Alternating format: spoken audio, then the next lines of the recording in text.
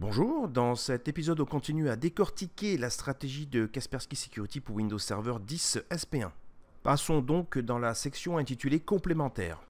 Comme d'habitude, il faudra peut-être déclarer ici les zones de confiance de vos progiciels, c'est-à-dire soit des exclusions de répertoire, souvent pour des raisons de performance, soit des processus de confiance, pour des raisons de compatibilité par exemple. Comme vous pouvez le voir, la partie exclusion est relativement simple à appréhender et je vais par exemple ici déclarer un dossier de confiance. Vous pouvez cocher la petite case appliquée également au sous-dossier et ensuite sélectionner le type de moteur concerné. Par exemple ici, je ne vais prendre uniquement que la protection des fichiers en temps réel. Cela veut dire que l'analyse programmée va, elle, passer sur ce répertoire.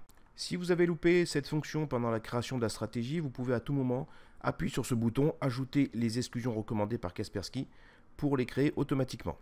Passons maintenant sur l'onglet Processus de confiance où on peut constater la possibilité de ne pas vérifier les opérations de sauvegarde. Et ensuite, bien sûr, vous allez pouvoir ajouter vos différents processus. Notez le petit bouton également Importer-Exporter qui vous permet de récupérer des listes depuis d'anciennes stratégies ou depuis la console localement. On notera ici quelques évolutions intéressantes comme la possibilité de gérer des processus multiples à base de hash de fichiers par exemple, ce qui permet d'accélérer grandement la création de listes de confiance. Ensuite, vous pouvez choisir d'utiliser le chemin d'accès complet du processus et ou d'utiliser le hash de fichiers. On retrouve ensuite l'analyse de disques amovibles hérités des solutions Endpoint.